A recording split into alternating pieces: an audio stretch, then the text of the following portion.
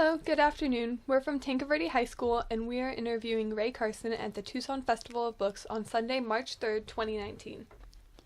When did you realize that you wanted to be a writer? At a very early age, and actually it has to do with Star Wars because I was 3 years old when the first movie came out, and if you do some math on your fingers now, you can figure out how old I am. But I came out of that theater thinking that, well, first of all, the Force is strong with me, obviously, and I came out thinking that I wanted to marry Luke Skywalker, for sure. But the third thing I knew coming out was I wanted more stories like Star Wars, stories about magic and old wise wizards and princesses who kick butt and farm boys with epic destinies. And so Star Wars was formative. It was transformative in that way. It made me want to be a writer because as readers, you probably understand what I mean when I say your favorite authors, your favorite movies, your favorite stories can never produce enough stuff fast enough to feed your appetite. So like waiting for the last Harry Potter book to come out, it feels like an eternity, right? You're just waiting and waiting and waiting.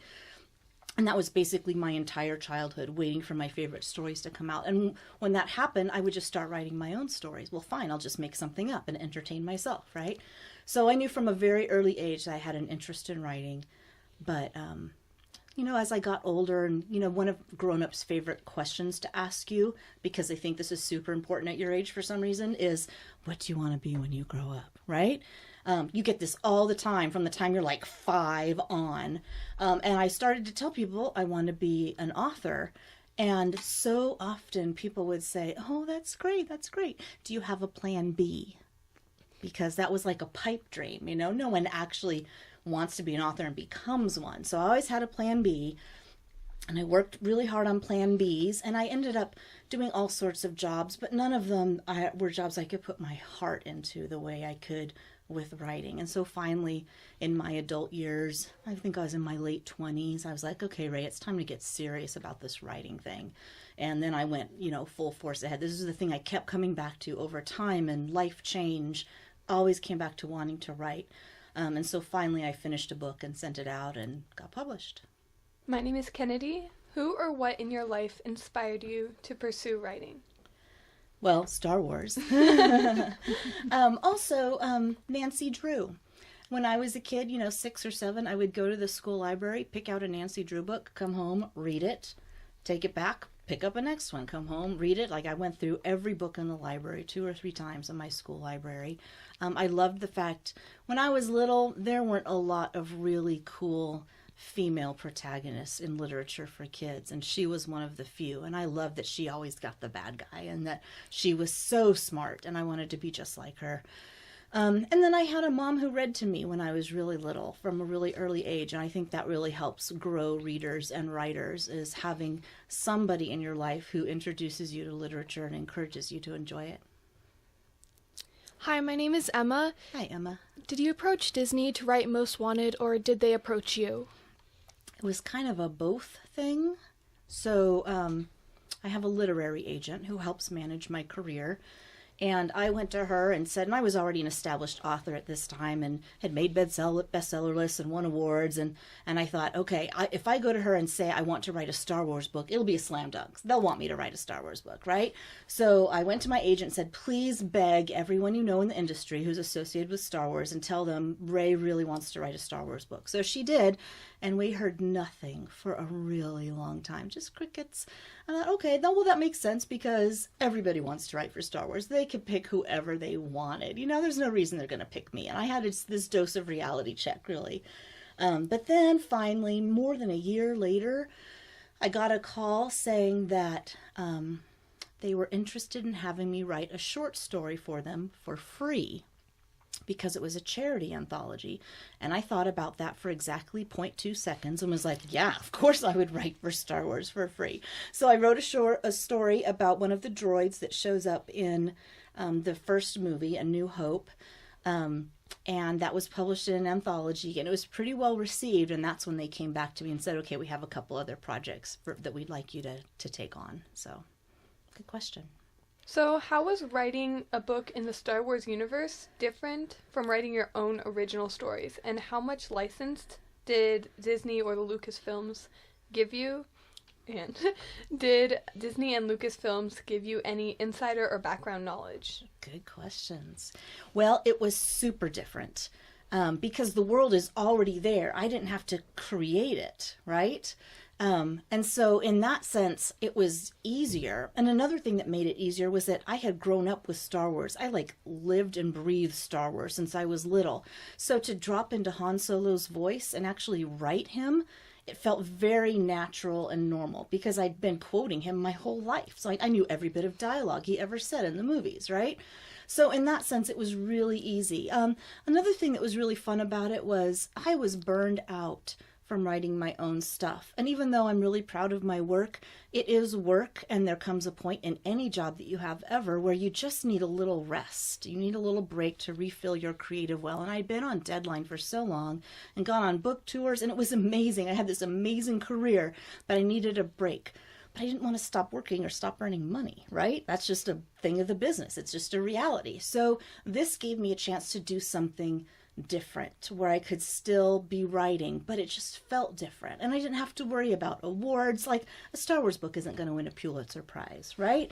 And I didn't have to worry about sales. Fans are going to buy some Star Wars books. I buy every Star Wars book that comes out. It was just, I was going to write this book. It was going to be fun, and it was going to be different. And so it ended up being this creatively refreshing exercise to go through. And I really enjoyed it for that. What made it more challenging than my own stuff was I felt a tremendous pressure to be true to all the Star Wars fans like me who had grown up loving the franchise and felt so strongly about it. Like I wanted Star Wars fans to read this and feel like it belongs in the galaxy far, far away and feel like it fulfills their expectations instead of disappointing them. So that was definitely different. And then, like you mentioned in your question, this idea of what do they let you do? Do they give you any resources to write this book? And so they took me out to Lucasfilm in San Francisco, which is a really cool place to visit if you ever get a chance. You walk in the lobby and there's this life-size Darth Vader right there looming over you. It's really cool. But anyways, so I went there and I read the script for the upcoming Solo movie. And I read it in this room, guarded by this life-size cardboard cutout of Ahsoka with her lightsabers. So it was like very intimidating, like I'm watching you read the script. Anyway, so I read that as preparation for the book, and then I had a meeting with some folks there who gave me some tips on kind of what they were looking for. And after we had that meeting, I was tasked with writing an outline for this book so that they would know kind of the direction I was going in. And I submitted the outline and got that approved with some tweaking back and forth because, like I said, you want to fulfill expectations and you want to be true to the lore. You don't want to make any mistakes or you'll hear about it on Twitter, you know. So I did all that, and after I turned in the outline, then I had to go on my own book tour for a book that I had just published. So by the time all that was done, I only had a month left to write this book. So I wrote the whole thing in 1 month. But like I said, it was creatively refreshing because I didn't have to slow down and be super careful. I had the whole book outlined and approved already, so I knew exactly where I was going. And it was a lot of hard work, but it turned out to be just not that bad. I would do it again in a heartbeat. It was really fun, yeah. So going back on what you previously mentioned, have you had any negative comments against this book by any Star Wars fans? Not very many, just a few, and most of it is they perceive some political messaging in it that they don't agree with, and they're really upset with me for putting my own views in a book, you know, that kind of a thing. But as far as Star Wars fans who love the franchise and read a lot of Star Wars books, I've had almost unanimously positive feedback from people. I think Star Wars fans are the best fans. Like, we all are united in this common passion and love of something that's really powerful, and it's international and it's multi-generational, and it's awesome to be a part of that.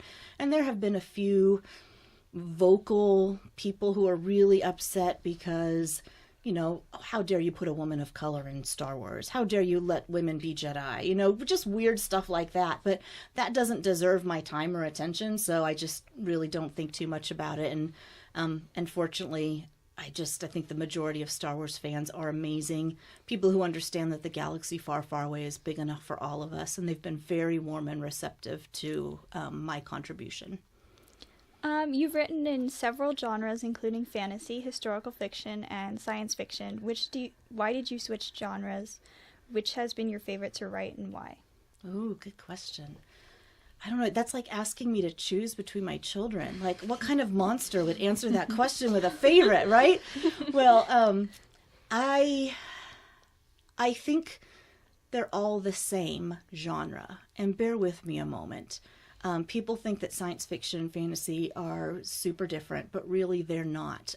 We don't actually know how a hyperdrive works. That's pure fantasy. There is no...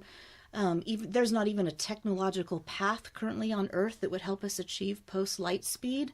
So that is fantasy. The Force is a magic force. It's fantasy. So a lot of science fiction actually is fantasy. This just happens to be, Star Wars happens to be fantasy that takes place in space, right? So, and historical is a real world application of a lot of modern fantasy writing. So if you think about fantasy like Lord of the Rings or Game of Thrones, they often take place in pre-industrial eras, and people are going around in horse carriages and fighting battles with swords, which is completely not how we do things today. But in historical fiction, it adheres to that model a little closer. So even though my Gold Seer trilogy is all about the California Gold Rush and the Rush West, it's still that epic journey of self-discovery. It's still a quest, just like Star Wars, just like Lord of the Rings. So in a sense, they're all very, very similar. They're not as different as people think they are. Okay, to follow that up, what is your favorite genre to read, and does it differ from your preferred writing genre? Yes, good question. My favorite genre to read is probably science fiction. My second favorite genre to read is fantasy. And yet I think I'm most comfortable writing fantasy at this point. It's not so much a preference as a comfort, just because I've read so much fantasy growing up, and fantasy epics are so huge and immersive that naturally my brain just can do that a little easier, if that makes sense. But I really love science fiction because I love the idea of projecting ourselves into the future and wondering how things are going to be. I love the sense of wonder that comes with science fiction. I love the idea of finding new planets, new life forms, space travel, figuring out how all that's going to work. And a lot of that is in the realm of fantasy right now, like I was just saying, like the warp drive and Star Trek. That's baloney. But I still love it. I still love it. I still want it to be true. So I really love reading and watching science fiction. Good question. So, out of all of your books, which has been your favorite book to write? Again, asking for favorites. Man, my other books are going to be so mad if I say which one. I think the book that was the most pure joy to write was probably Star Wars Most Wanted. It was just such a joy to write that, and to write, I got to give Han Solo new dialogue that's now canon. Like, how is that not awesome, right? But Crown of Embers, the second book I ever wrote, which was the second book of my Girl of Fire and Thorns trilogy, is probably the book I'm proudest of, just because it came together structurally in a way that most adhered to my ambition for it. And I did some things with it from, I think, a feminist perspective that were a little new and pushing the envelope. And yet I did it in a way that readers responded really well to it. So I'm really proud of that book and what I was able to accomplish with that book. What is your writing process like? I'm Sage, by the way. Do you use an outline format? How do you create the characters and get everything into line? Oh, good question. So my process has changed, and I used to be strictly a pantster. You know, fly by the seat of your pants. When you write, you start writing and you just see where the story takes you. And that's a lot of fun because I don't want to be spoiled. Like, I want to discover what happens along with the reader. So I've always enjoyed writing that way. But things have changed a little bit. Like I said, with Star Wars Most Wanted, I had to do an outline because that was a professional requirement for the gig, right? Which makes perfect sense. But I also have some chronic illness and pain issues, and that's changing the way I write. So I can't just wait for the muse to take me, and I can't just wait to the last second and then think about a book for months and months, which is something I used to do, and then write it really fast after some of the pieces were in place, or all the characters were in place.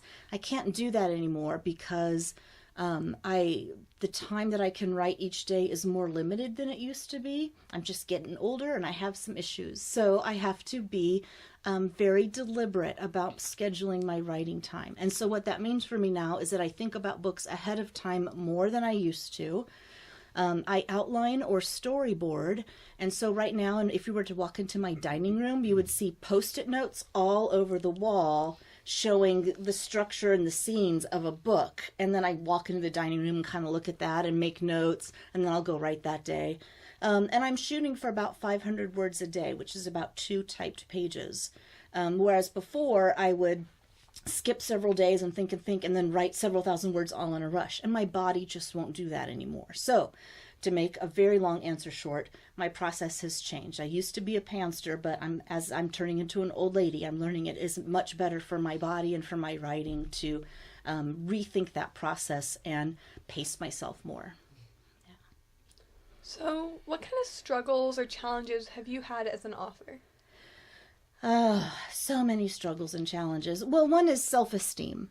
I grew up in a family that wasn't super positive about telling me I could accomplish things. And so it was drilled into me at a very early age that things were likely to fail and life is hard and bad and you should always have a backup plan and just pray that things go okay. That was kind of my philosophy growing up.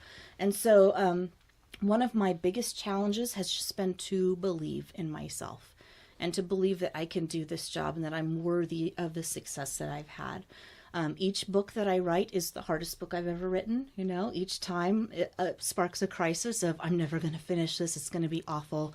If this is the book that's going to reveal me as a fraud, and everything else that has happened up to this point is just, it was luck, and it's ridiculous because from an objective standpoint, I can look at that and go, Rae, you're being very silly. But somehow my lizard brain can't wrap itself around that and be glad for myself and be proud of my success necessarily. So it is a daily struggle when you're depressive or have mental health issues sometimes to do creative work on a regular basis. And it's a daily struggle to always believe in yourself and to feel worthy of your success. I will tell you that the struggle is worth it. I love my job. It's the hardest thing I ever do, but it's absolutely 100% worth it for me.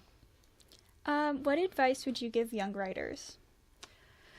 Write as much as you can and write what you love. So a lot of people will tell you vampires are so yesterday. But if you are passionate about vampires, you should be writing vampires. The thing is, this industry is really hard, and doing creative work can be really hard, and it can be really agonizing and anxiety producing, especially when you start showing it to other people. So the key to getting through all that is to make sure you love what you do. It's going to get you through all that tough stuff. And it's going to put to the test if you're serious about writing. If you write stuff that you're not that interested in, that's not a real test, So no matter what, write what you love. That's also your best chance at being good at something. If you're passionate about it, willing to put in the practice. So don't waste your time on anything that you're not super excited about. Only put down what you really love to do. Who are your favorite authors? Oh, gosh. Okay, so growing up as a kid, we didn't have a children's section like we do today, I remember walking into a Barnes & Noble in my 20s, and it was like the skies opened and light poured forth and a choir of angels sang hallelujah, because there was this huge young adult section, and I was like, where have you been my whole life, right? But we did not have that growing up. We just went from really young kid stuff right into adult. And so there was a little bit like A Wrinkle in Time. I loved that book. I loved Tamara Pierce. But I also loved mostly adult stuff. So I read a lot of Anne McCaffrey. I read the Dune series by Frank Herbert. I loved Lord of the Rings. I read that multiple times. When Game of Thrones came out, I started reading that. That was great. I read David Eddings, Terry Brooks. All of these writers were pretty formative for me. And I have to tell you a secret. Well, a secret between us and everyone listening to this podcast. But I'm afraid to go back and read some of those because they're so precious in my memory. And I'm afraid that as an adult with a lot of writing experience under my belt, I'll go back to some of those books and go, wow, that's a really bad book. Or that's not well written. Or I have some issues with the representation of women in that novel. And I don't want to feel any of those things about my precious childhood books. So I haven't gone back to read very many of them. But those were formative at the time. I would say right now, most recently, books I have loved. Of course, I love Harry Potter. Oh my gosh, those books are brilliant. And I do read some adult science fiction still. Like, I recently read Seven Eves. I've read, let's see, what are some of the other ones? I do like a little bit of like zombie horror and post-apocalyptic fiction.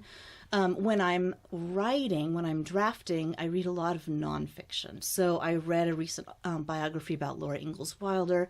Right now I'm reading Michelle Obama's Becoming, which is really, really well written. She has a really clean, clear prose style that I think is fabulous.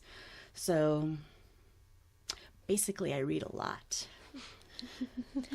Which of your characters, like in the books you've written, do you relate to the most?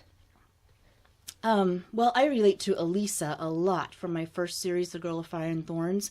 She's, like me, she's overweight and she eats her problems, you know, like she gets sad and she eats, she gets bored and she eats, and she overcomes a lot of that through a healthy community and through finding passions in her life, and her story very much mirrors my own. She's also really insecure at the beginning of the trilogy. She doesn't believe she can do anything. She's this princess. She's been chosen for an act of heroism, and she's like, yeah, like, that's going to happen.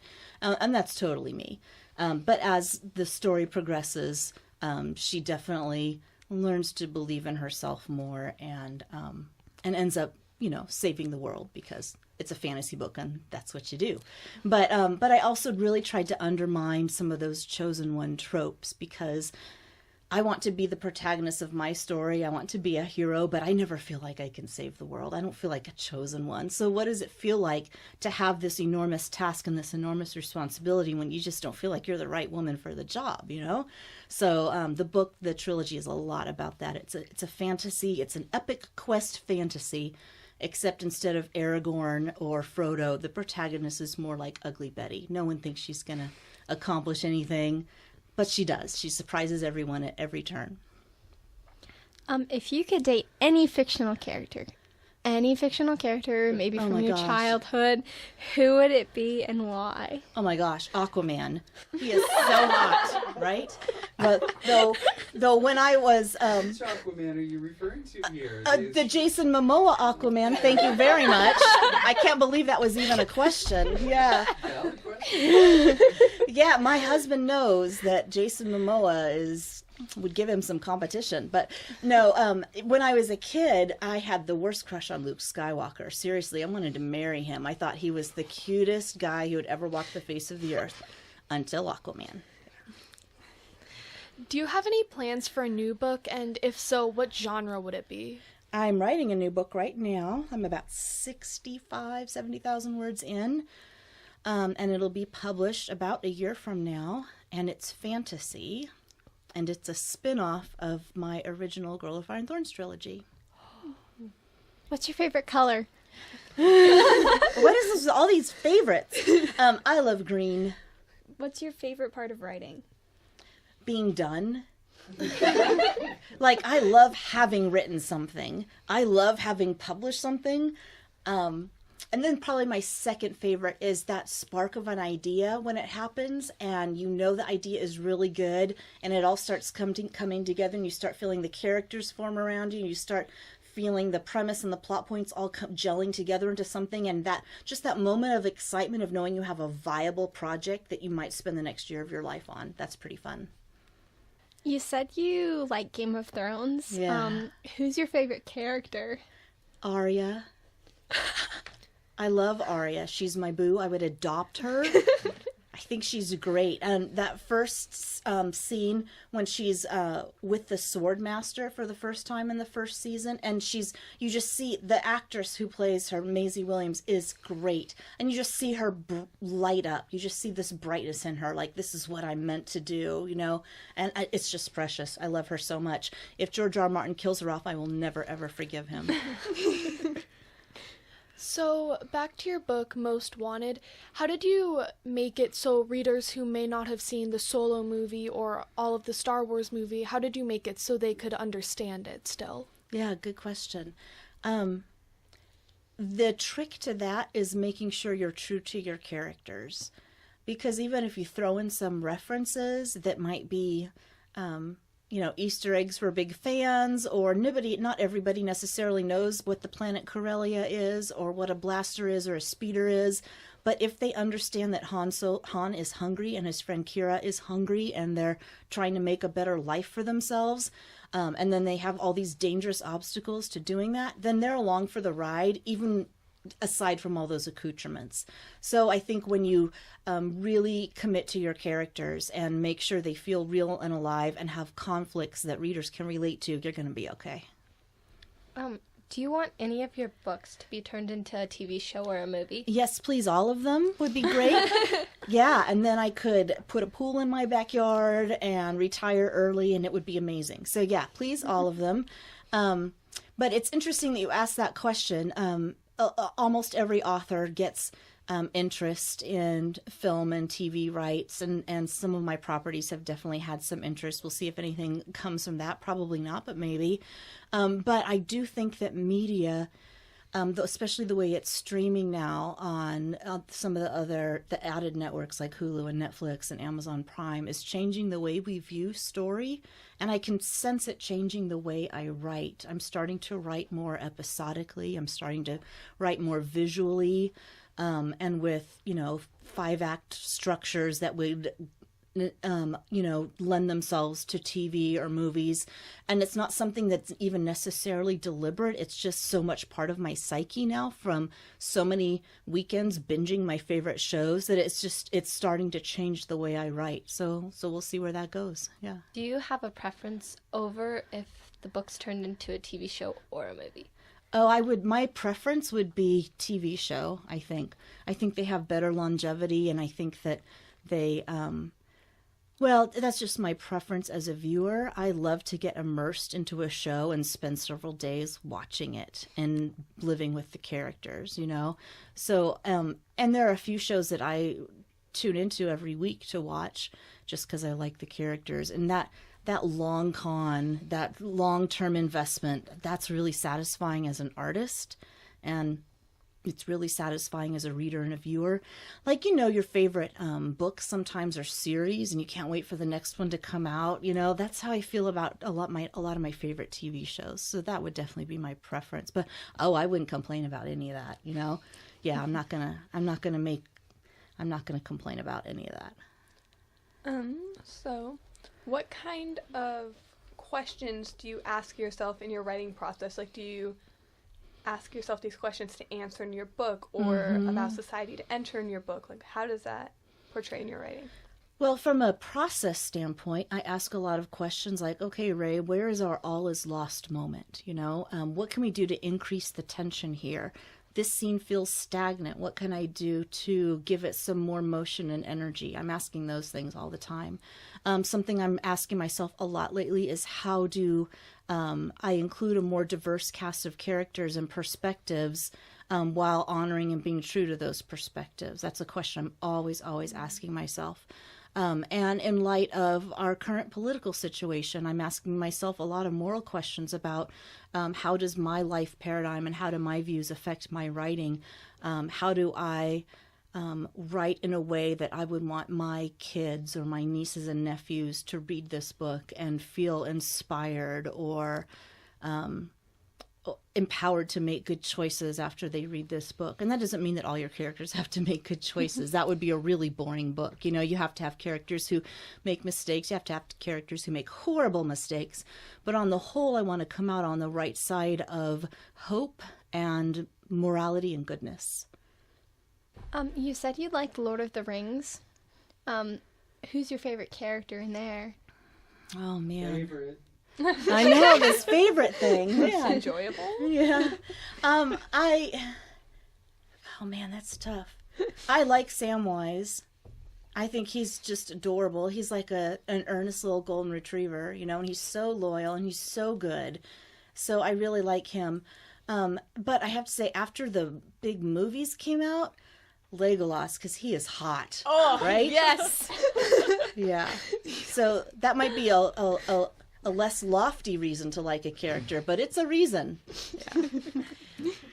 Do you have any other talents besides writing? I'm super good at eating. I'm super good at procrastinating. And I sing a little. I used to play piano, and I did some contests and did okay with that. I do a lot of public speaking, which I've become adept at. But mostly I've managed to monetize my main skill, which is writing. I highly recommend all of you figure out what your absolute best thing is and do that as much as possible. Great questions, ladies. Thank you so much. Thank you. Thank you.